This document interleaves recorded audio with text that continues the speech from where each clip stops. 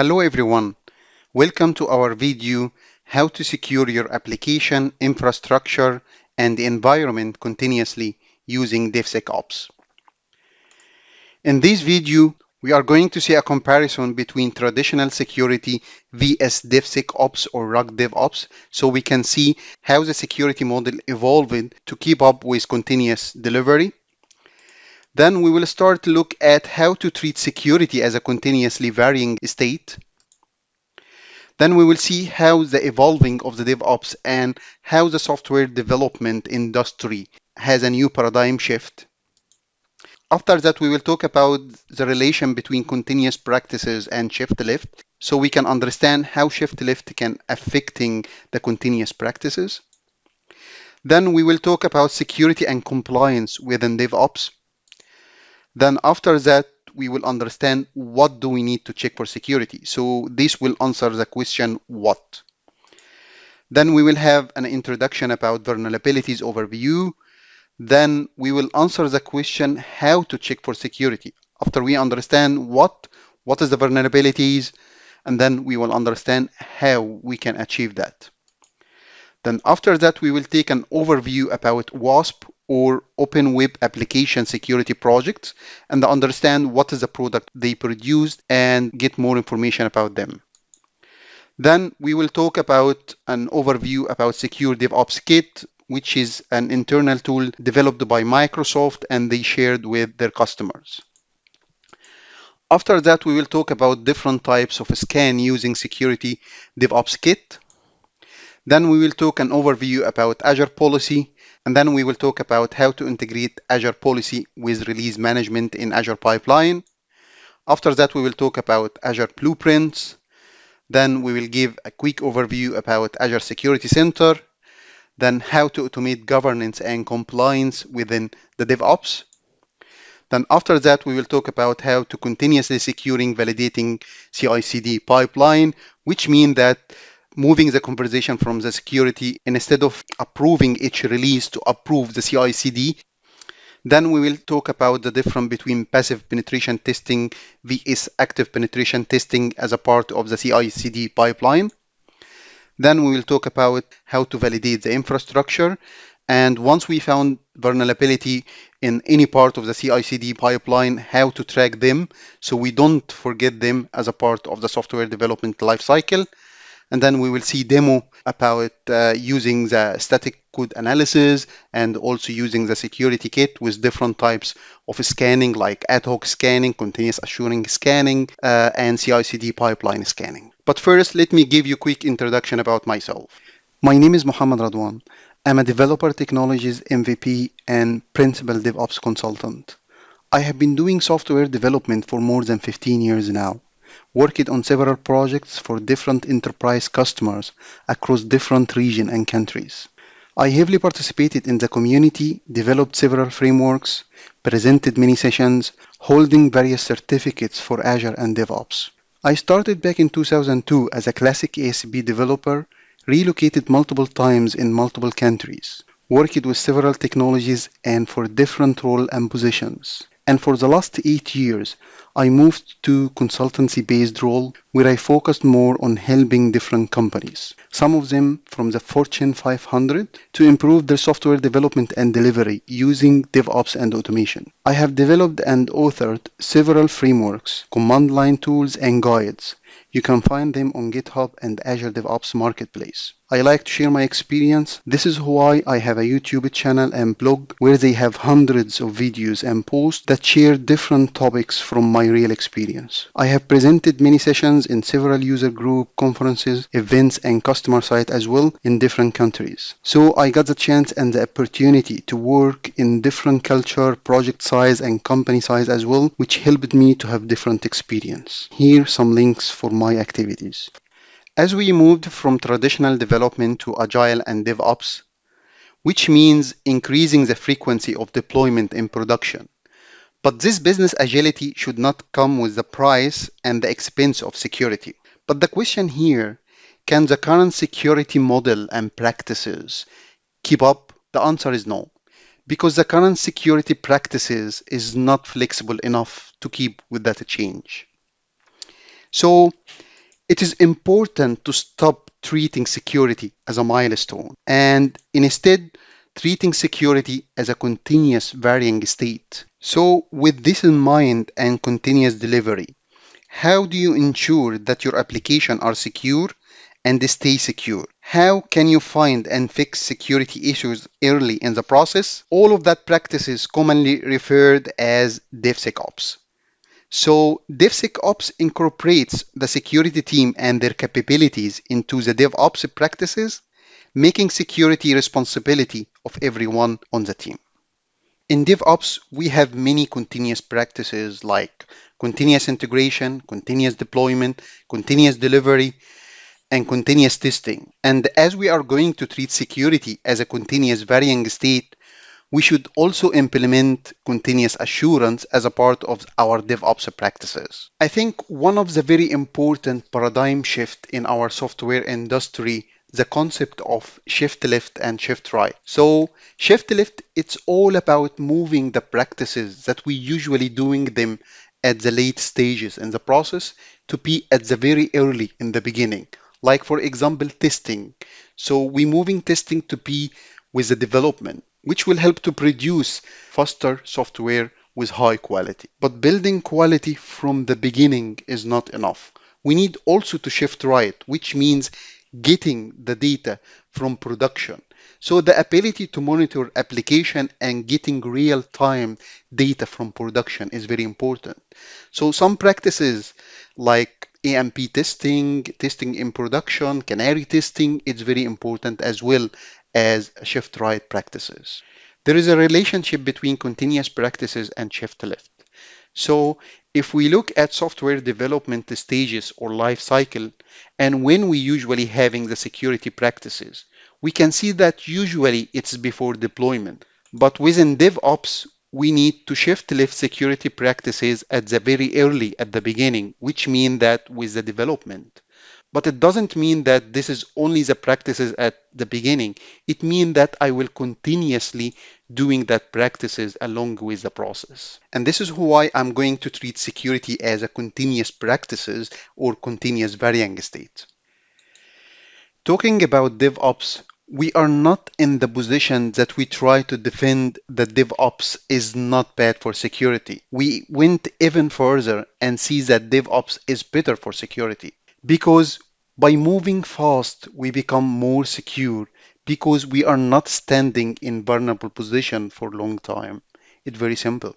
Because compliance relies on automation, which means that we are going to automate the compliance by automate the pipeline and certify the pipeline instead of certify each release, which means switching the conversation with the security team to approve the pipeline with the ability to monitor and audit all the process at any point of time. So security needs to shift from the end to be evaluated at every step of the process. Securing application is a continuously process. So let's answer the question what.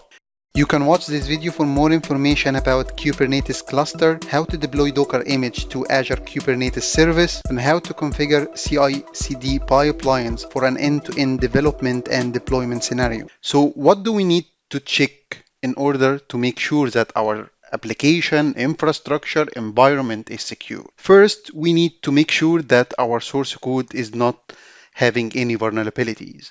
And this is the source code that we wrote every day. Also, we need to check our open source software libraries vulnerabilities because maybe we have a secure source code, but our libraries is not secure. We need also to check for the license allowance for the open source libraries because, for example, the license may be not allowed to ship with a commercial application. So we need to make sure that the license allow. So we need to check for license allowance. We also need to check for the version of the library because, for example, there is some libraries outdated, which mean that it is not maintained anymore. It will be risk to using that, not from the vulnerabilities, but from the risk of using an outdated. There is no response for fixing the problem or the issue, which mean that this will having an effect on my project. We also need to make sure that our infrastructure as code is secure, which means that this code are going to produce secure environment. So when I create environment based on this code, it will be secure. And this will usually we using for preventing creating insecure environment. We also need to check for actual environment, which mean that to measure or to understand the drift status. Because for example, now we check our infrastructure as code, we create the environment, but for any reason, this environment to change, and we need to measure the drift status between the baseline and the current status of the environment. We also need to check for the common vulnerability and the exposures. So let's get overview about vulnerabilities. So for example, if we get some of the risk of having OSS libraries or open source vulnerabilities, if we look at data breach report from Verizon, we can see that 85% of the vulnerabilities in the last year is the same as the top 10 vulnerabilities for the previous years, which means that the hacker is still targeting the top 10 vulnerabilities. And this is due to the lack of awareness and practices. A common vulnerabilities and exposure database. It's a platform aimed to collect, maintain information about discovered computer security vulnerabilities. So for example, it will describe for the identified vulnerabilities, then potential impact on affected system, also any workaround or update to mitigate the issues. This common vulnerability and exposure database as a community effort. The National Vulnerabilities Database, which is another platform that depends on the Common Vulnerabilities Database. But this National Vulnerabilities Database is maintained or managed by the US government, and it provides an enhanced information for the Common Vulnerabilities Database. For example, it gives impact score and rate, severity scores as well. Also, it gives a security checklist, misconfiguration, and advanced search. So the relationship between the Common Vulnerability and National Vulnerabilities Database. Common Vulnerability Database is a community effort, while NVD or National Vulnerabilities Database is maintained by US government. Also, the NVD is provide enhanced information for each entry as a fixed information, severity score, and impact rating, and so on. As we understand what, let's understand how. You can watch this video for more information about Git with animation. You will see different animated commands like branch, merge, rebase, cherry pick, and many others. So how do we check for security? The first is static application security testing. So static analysis, which means that we're scanning the code without the need to run the application. And this is either our source code or library. We also infrastructure analysis, which means that we're scanning the infrastructure as code to prevent or scanning the actual environment to understand the drift status from the baseline. And this is also by scanning. Passive penetration test, and this is dynamic analysis. And the dynamic analysis means that I need to run the application in order to find the vulnerabilities.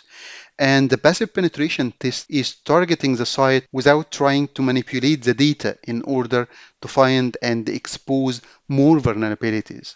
This is why passive penetration tests run fast, and this is the best candidate for continuous integration, which run in few minutes. The active penetration test, it's a dynamic analysis as well. And for the active penetration test, this is simulates the actual hacker commonly used techniques in order to try to find what the application or what is the website will reveal. This is why it tries huge number of different combination with data. This is why this scan taking very long time, and the best candidate pipeline to run this test is a part of the nightly build pipeline. Now we understand what and how. Let's understand more about tools and technologies for implementing security. So WASP, or Open Web Application Securing Project. So WASP is a worldwide non-profit organization dedicated to helping improving the quality of software. And they are producing two products.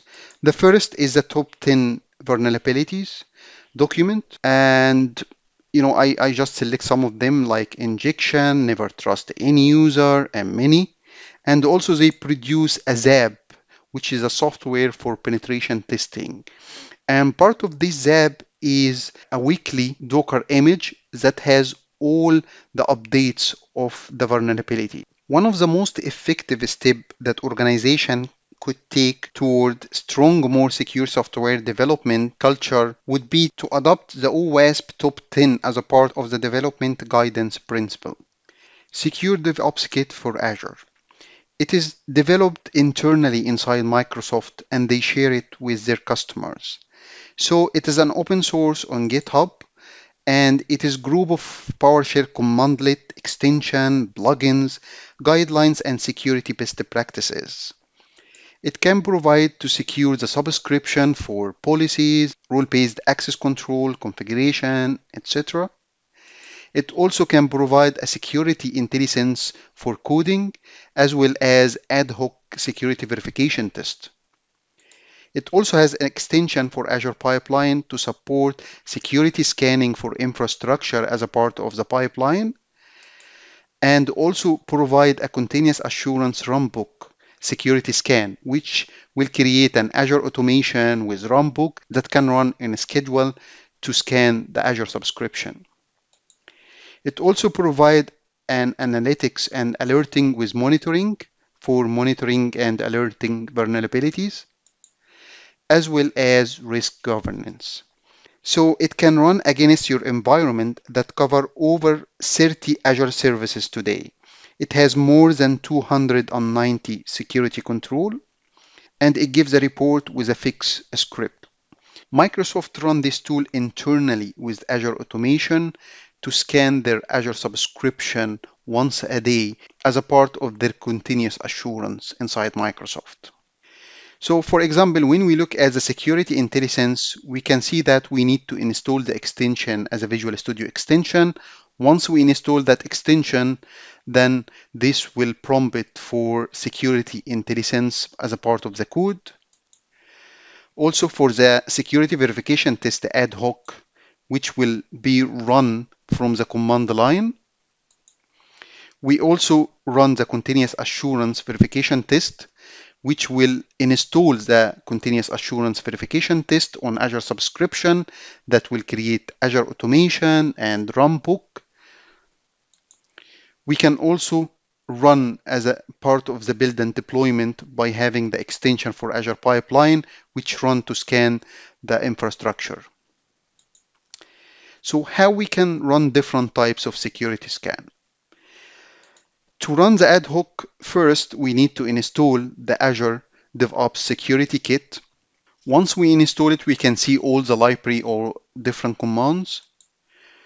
To run the ad hoc scan, we just need to run git Azure Services security status and give the subscription and the resource group if needed, or all the subscription. Once we run that, this will scan the subscription. This will generate a CSV result with all the control, the scan, with the status, and also a description. We will see that in the demo in details. I can also generate an autofix script, so I can run this PowerShell script to fix the problem. To continuous assurance scan, it means that I need to install the continuous assurance, and of course I need to install the security kit first on the client machine, and then run the continuous assurance for a subscription, which install the continuous assurance on the subscription. For the build and deployment scan, I just need to install the extension on Azure Pipeline, and then I can check for security. For example, now I have my code, and then moving from the code to development, that's fine. But before moving the testing environment, then I will using the Azure Pipeline to scan the testing environment first to make sure that the testing environment is secured. Once it's secured, I will deploy my application to the testing environment. Then I will use also the extension pipeline to scan the production environment. And again, if it is secure, then I will move my application. And of course, if the security failed, it means that I will not deploy my application to the next environment. And this, of course, will fail the build. Azure policy. So Azure policy, again, just the same concept is using for denying the policy or for auditing if the policy still exists or not. And we're using that for enforce and audit. The same concept of the continuous assurance, preventing and drift status. So for example, here how we can use create and assign Azure policy. Some example of Azure policy that you prevent creating a specific types of virtual machine in a specific region. Let's talk about how we can integrate Azure policy and release management pipeline. You can watch this video for more information about Docker containerization and where and how Docker can fit with DevOps and CI/CD pipelines. To review the deployment and the environment, usually we have different environment and we would like to promote our application from one environment to another. And this is the typical scenarios. But moving the application or promoting the application from one environment to another, it requires sign-in and sign-off. So for example, if I want to move or promoting my application from test to QA environment, I need to sign in. And this is usually by the approvers, which is in our case, the QA team. So either could be automated or manual, but it requires specific criteria in order to sign in. So what is the meaning of sign in? So the first is that you accept this release to be deployed in this environment. Because for example, maybe this environment is busy or occupied by other work. So the first is by accepting that you agree to deploy these bits to this environment. The next is that you accept this release has all the definition of done for this release. So you approve that you received that. So you just sign in. You also accept to start working on this release. So once all of that, it means that you sign in to accept this release and to deploy that. Once this will deploy the bits here or deploying the application in this environment, and of course we start working on that. Again, this could be manual work, this could be automated, but this means that there is working going to be happen once the sign-in process completed. After that, once you complete the work, then you need to sign off in order to move to the next environment. And the sign off here means that you approve that this release has complete all the work in this stage, and you approve that you done your work. You also approve maybe at the part of this that the next stage is secure. And this is our scenario in this case, that we will put part of the sign off that we will check for security for the next environment. So once this approved, then the sign-off will be completed, and this means that the deployment will be promoted to the next environment. So this is how we can integrate the sign-in and sign-off as a part of the process.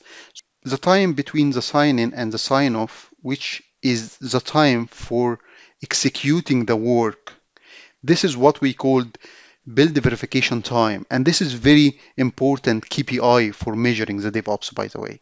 But at the end, we can use an Azure policy. For example, as you can see here, this is the sign-off. I can use the Azure policy to have this policy based on the target environment. And if this policy doesn't meet, the release will fail. So for example, as we can see, because this policy failed, then it fails the release. And of course, this is using the extension of Azure DevOps Kit. Azure Blueprint. So think of Azure Blueprint as a container. It can compose role-based access control. It can also has policy definition and different ARM templates. And once I compose that, so natively using Azure, I can use that to apply that on different subscription, like subscription 1, subscription 2, and different subscription, which means that I can scale that policies or definition with many subscription. So it deploy, update, and cloud environment in a repeatable manner using composable artifacts natively in Azure. So this is how I can create an Azure blueprint or compose Azure blueprint. Azure Security Center. It's like security hub, so it can centralize policy management. It can also continuously security assessment, helping for monitoring security of machines, network, storage, and different components. It can also help for actionable recommendations, so I can take an action based on this recommendation, and also provide advanced cloud defense, like for example, just-in-time access with remote desktop, for example. So instead of leaving that port is open, only open the port when I'm try to log into the machine. Also, it prioritizes the alert and incident, so it helped me to prioritize the alert and integrate security solutions with other. I can collect, search, analyze security data from various sources, including connected partner solutions. This is an example of how the security center will look like. Automate governance and compliance. As we can see, with the combination of Azure Policy, Azure Automation, Azure Blueprints, Pipeline, and DevOps Kit, we can have different combination in order to automate the compliance and the governance and have what we call continuous assurance.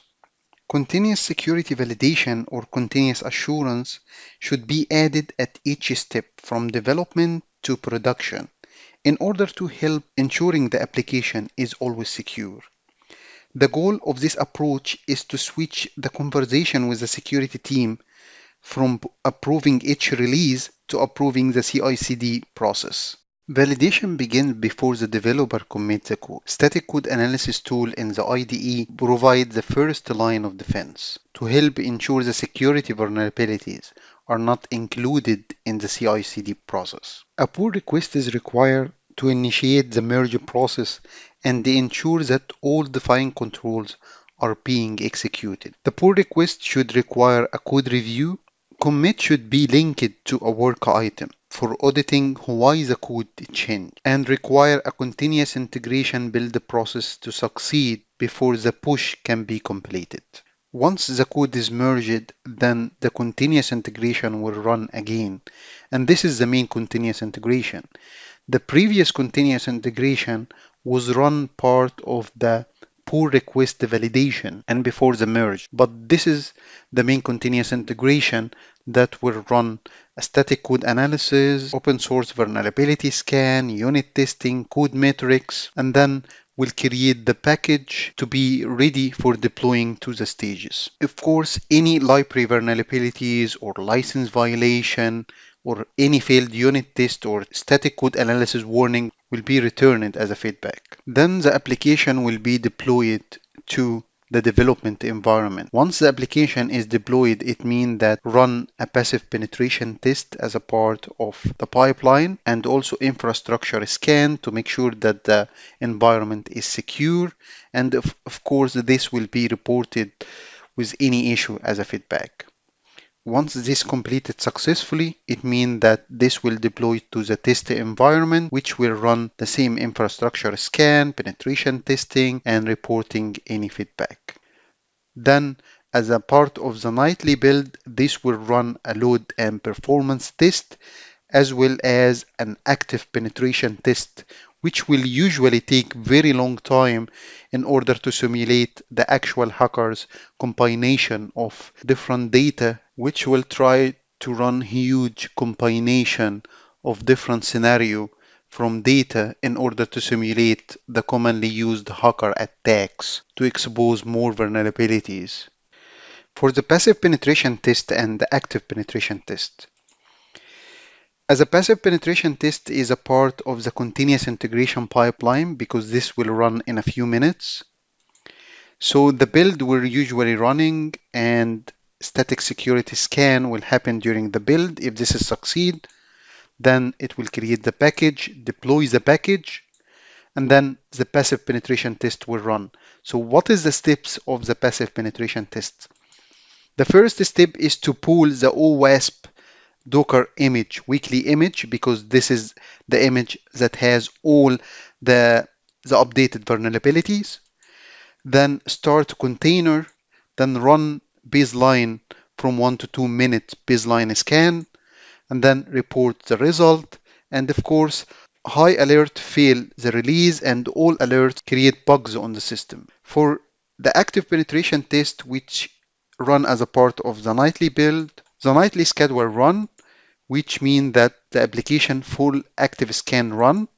The first step is the same, is pull the WASP zap Docker weekly image with the latest update of the vulnerabilities, and start the container, spider the site to calculate all the combination, and then start run an active scan with all possible combination with different scenarios, and then report the result. High alerts fail the release, and all alerts create bugs. For infrastructure validation, it means that we have different resources on the actual environment. And for example, if we have, let's say, for example, we have a whitelisted endpoints port, then we're using Azure Scan to scan these whitelisted endpoints to make sure that we don't have any port open that not whitelisted in our whitelist. And of course, any non-whitelisted port will be considered as a bug or a problem. Once we found vulnerabilities, we will create bugs in order to track them so we don't forget them as a part of the process. When we look at Azure Pipeline security extension, we have many extensions for many vendors that supporting different security practices, either for open source library, for source code, for license allowance, and many others. So for example, we can see here Sonar Cloud, WhiteSource, Black Duck, Veracode, and many others. For example, if we look at Sonar Cloud, we can see here this can run the code analysis as a part of the Sonar Cloud. And here we can see the Sonar Cloud result, and we can see the vulnerabilities. Here with WhiteSource Bolt as an extension for Azure Pipeline extension. Here how we can install the extension. WhiteSource Bolt is the free version from WhiteSource Security Scan. Here the WhiteSource Bolt result. We'll explain this in details in the demo. So when we look at the demo, we took many practices. So we took, for example, a source code vulnerabilities, open source outdated, infrastructure, common vulnerability database, dynamic analysis, WASP. And in order to have demo, we can't cover all of that. So what I'm going to do is to give a demo on a static application security testing, and this will only cover part of the open source license allowance and outdated. And also I will cover the secure DevOps kit to how we can scan an actual environment for identifying the drift status. So let's see the demo. Let's open the project, try WhiteSource. This is the project that I will use to scan for security. Navigate to the repo. So as we can see, I use a WebGot project. So for those that they don't know WebGot, let me show you the README. So as we can see, WebGot is insecure web application which maintained by OWASP. So I will open the project homepage and the source code on GitHub. So this is the project web homepage, so we can see more information about the project. And here the project on GitHub. So it is insecure web application that designed to teach web application security lesson. This is why it has many vulnerabilities to teach people. And of course here how to install the project and use it. So this is the POM or project object model, because this is Java application. So it has POM, which is the file that include all the build instructions. And in the source, we can see that it is a web application. And here the controllers. And also has test for unit testing. So it's a complete application. So let's navigate to the pipeline where I create a build definition. The first task of the build is npm to install npm on the machine, the build agent. The second is to use the Maven, which will use the POM file to build the application.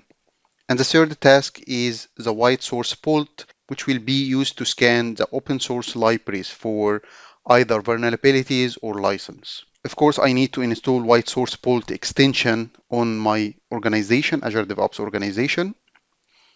So here I should navigate to choose the repo, and here just to copy and publish the artifacts. So let's queue the build, and I will use Microsoft hosted agent and using the Ubuntu image. So this will kick the build, prepare for the agent. And once we get the agent start initializing the build, check out the file, npm install. Now the Maven building the application.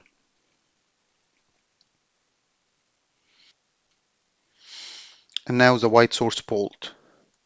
We can see there is many ignored files because the WhiteSource Bolt is the free version and I can't change the configuration. So it doesn't include all the scanning for everything. So now it's complete the scan and copy the file, publish the artifacts. So if I navigate to the artifacts, I can see the package in the drop folder. I don't need it. And I can open the scanning report either from WhiteSource Bolt this tab or from the navigation tab here. So let's open from here. So this is the scanning report, or I can open from anywhere else. Let's just get out of this page and I can navigate from this tab as well. So let's talk about the report or the scanning report. So the scanning report is divided into 5 sections. The first part is, as we can see here, the security analysis. The security analysis can give an overview of the scan, and this could be green, which means secure, or yellow, which means low, or orange, medium, and red for high. And this based on the highest severity found during the scan. The severity is based or according to the NVD or National Vulnerabilities Database. The next section is vulnerabilities libraries. And this is the total libraries divided into the secure libraries and the vulnerable libraries. And as we can see, we have 21 vulnerable libraries, and note that we have 20 libraries outdated out of 21 vulnerable libraries. The next part is severity distribution, which is a breakdown for the vulnerable libraries. So we can see that the 21 libraries here divided into 15 with high, 5 medium, and 1 low. The last part in this section, which is the aging vulnerable libraries, which include the time or the length of time elapsed during found the vulnerable for these libraries for the first time. The next section is securing vulnerabilities, and as we can see here, this is the table that lists all the vulnerabilities. The first column is the severity score based on the NVD, and we can see that we have also a link to the vulnerabilities on the common vulnerabilities database. We also have the description for the vulnerabilities. It also has the link for the NVD or National Vulnerabilities Database. So for example, if I click on the link on National Vulnerabilities Database, we can see that to get more information about the vulnerabilities, and of course also the top fix for these vulnerabilities. So this is the list of all vulnerabilities sorted by the high severity vulnerabilities first, the medium, low. The third section is license risk and compliance. This is the table of license distribution. We can see that we have 23 types of license in our project. And this table includes all the types of license and associated with risk level for this type of license and the occurrence of this license. The next part of this section is the license risk distribution, which display how many licenses occur for these types of the risk. So for example, we have 131 low risk and we have 4 high risk license. Of course, I can navigate more to get down. The fourth section is the outdated libraries. So we can see this is all the outdated. So I have 110 outdated libraries. So this is the list of table. And the first column is the name of the library. The next column is the version description and also including the recommendation, which include the fix. For example, here consider updating to the latest version. And of course, the link to the version. Also, I can see here the number of version released after my current version. So for example, here we have 44 new version after the versions that I use in my current project. So this is the outdated libraries, all the list. And the last part or the last section is the inventory, which include all the libraries and the associated license with a link to more details about each type of license. For example, if I open the MIT license, I can get more information about this license type. I can open another type, Apache 2, for example, and so on. So it lists all the libraries. So let's start the second demo, which will be using 3 types of scan using Azure DevOps Kit.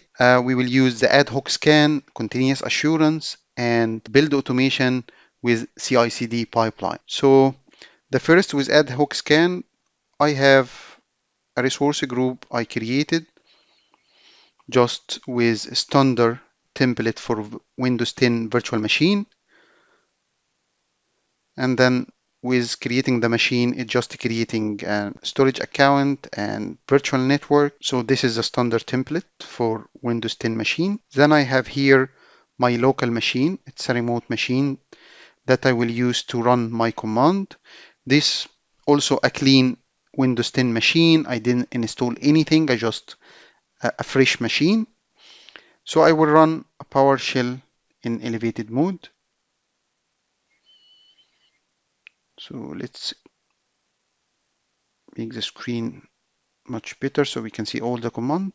So here I will set the execution policy to be unrestricted because I need that to import the library. Just agree about that. Confirm.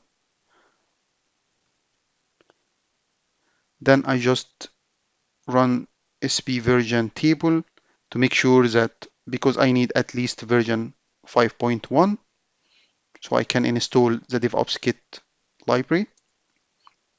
And then here I will install the module which is AZSK and the scope will be the current user. In some cases I may need to allow Clopper. The allow Clopper here will using to override any existing commandlet or library. For example, because this is a fresh machine, so I don't need it.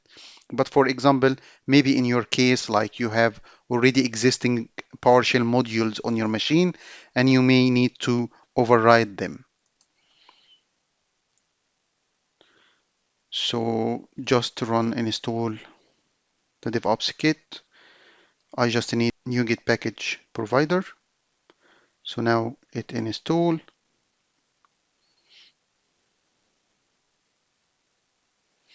Then confirm using the repository.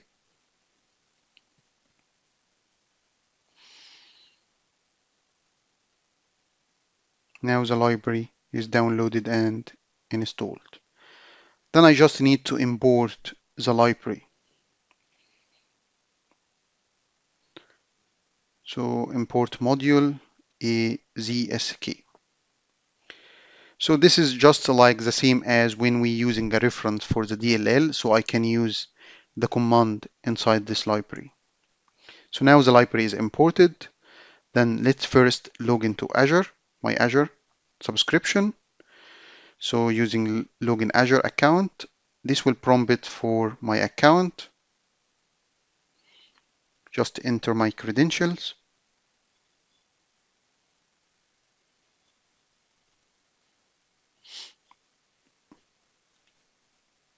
Now I log in and then I will run this command, which is get easy SK Azure Service Security Status.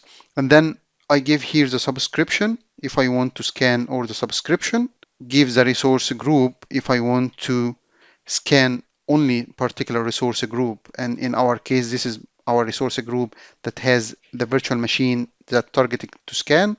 And also I give the switch of generating fixed script so I can fix the problem with the automated script. So let's run that. So I need to agree on the license.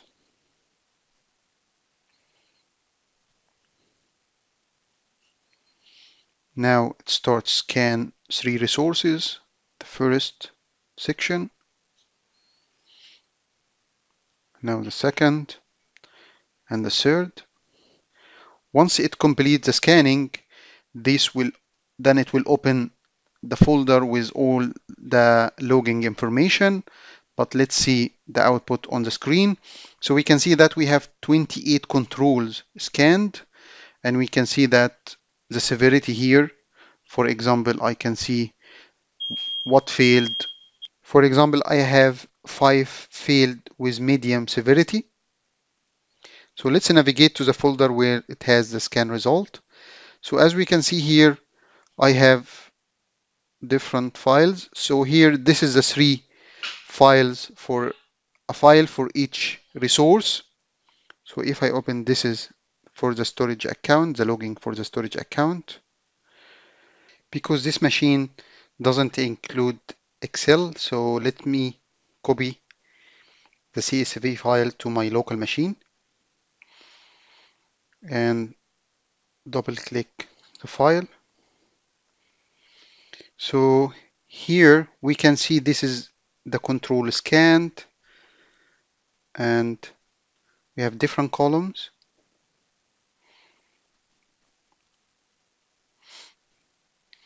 So as we can see here, the first column is the scanned controls, and we can see in the second column we have here the scan result. We have 4 result types. The first is verify, which means that it requires a human judge to take decision. And the second is a manual, which means that either the account running the scan is not have the permission enough to scan this control, or it is not supported to be automated. The second is failed, which means that this control failed, and we will have the recommended fix and description. The fourth result is passed, which means that you don't need to take any action. We also have here the severity of this, and here if it is baseline or not. And this column to indicate if this control support autofix or not. For example, virtual machine should have least OS version installed, so this will not be autofix like installing the update. This will not be as an autofix as a part of the DevOps kit. So for example, if we take this example like this, the storage audit request. So this failed because I need to enable the audit for login to the storage account, and by default when I create the virtual machine this was not enabled. So, and we can see here the description for that. This is 23rd, the problem, and also we can see the recommendation for how to fix that. And we can see that the recommendation including instructions and command. So I can using that to fix the problem. Let's navigate. Let's see the settings that is not enabled. So if I go for the storage account and navigate to diagnostics, we can see here the logging is not enabled, as we can see. So let's navigate to the autofix script. So I will open and just edit the script in PowerShell editor. Just loading.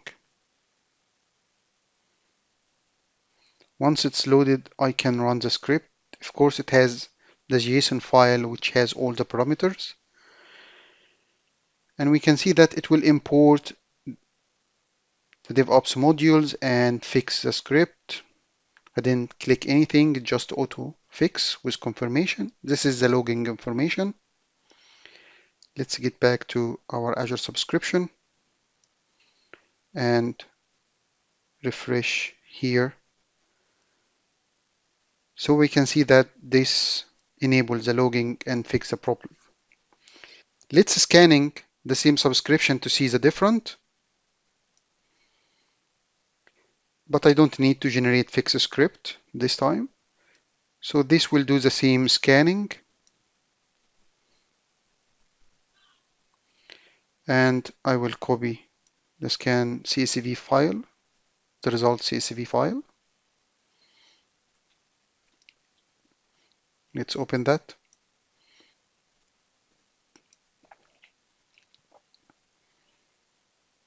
So here, this is the one that failed. Let's see how this will be in the second file. So here we can see that it's paused now. And it generates the same data. For example, it including all the fix and the same description.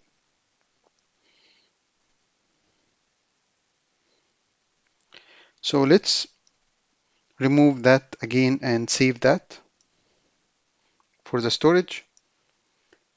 And now I will install the log analytics, create a resource because it's required for continuous assurance. Just to create log analytics.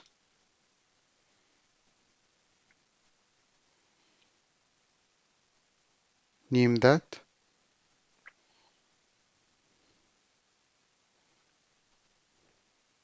Resource group and choose the location. This will create the analytics. Just navigate to my resource group and open the analytics. And here I will just need to copy the workspace ID because I will need it to install the continuous assurance scan. I also need to navigate to advanced settings so I can get the shared key. Once I get that, I will use the command line with PowerShell to install the continuous assurance. So as we can see, it is the same. I give the install continuous assurance, give the subscription, then choosing the resource group because I want to install continuous assurance for particular resource group. Then here the workspace ID, the log analytics workspace ID, and here the shared key. Of course, I can also provide an Azure automation, and if I didn't provide, this will be created as a part of installing the continuous assurance. So first, let's navigate to the resource group to see that we don't have any Azure automation account, and let's run the command. So this will run the command. It will take some time, and this will create service principals to be used to create other account and running and create the continuous assurance runbook and automation account.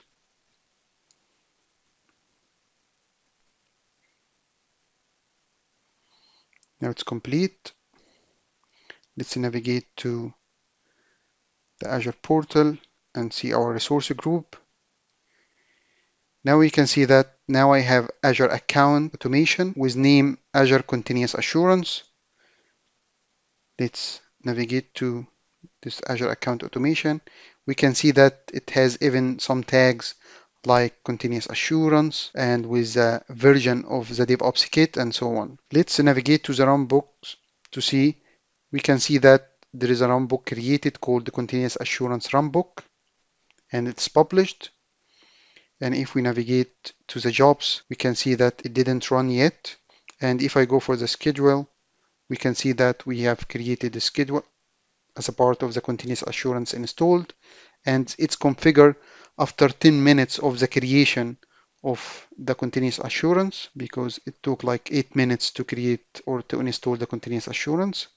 I can, of course, change the schedule time if I need. For example, I change that to be 9 o'clock. Let's close that. And now here I will just go for the log analytics, and of course I can query the log analytics to get more information about running the jobs. Here now I waited to run the continuous assurance runbook so we can see the runbook's log, input and output. So let's open the job, and we can see that here I can open the output and see the scanning of running that. So this is a continuous assurance scanning. And of course, I can uninstall or modify the installed continuous assurance. Now, this is a third part, which is running the scan as a part of the pipeline CI/CD. So first, I will go to the pipeline, create a new pipeline. I will use the classic. And here I will choose an empty pipeline. I will leave it. And here I will add AZSK, searching for that. So it's not installed, so I will get it for free. Install the extension on my organization. Now it is installed. Then refresh so I can add. So search for AZSK. Now we can see that this is the two types of tasks. The first is to scan the ARM template or the infrastructure as code, and the second to scan the actual environment, which is in our case, we will use this one to scan the resource group. And here I will authenticate to my Azure subscription. I just need to authorize that. Prompt from my account, just to authorize. Then here I will choose that I want to give the resource group name. And here I will put my resource group name and my subscription ID. Then queue the build. So this will queue the build. So getting the agent, this repo just has a README file, so it doesn't include anything. Check out the files. And as we can see, it will start running the security verification test, installing the security kit, importing the module, running the scan. So it will do the same tasks we're doing them on the machine. And now it's running the scan.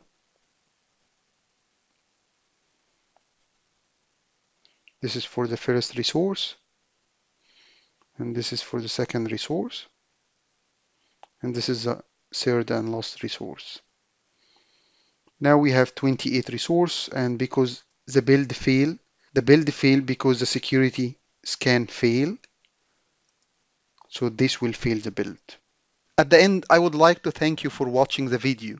Please, if you have any question or comment, don't hesitate to reach out. You can find more information on my blog, which will appear at the end of the video, along with some other related video. Thank you.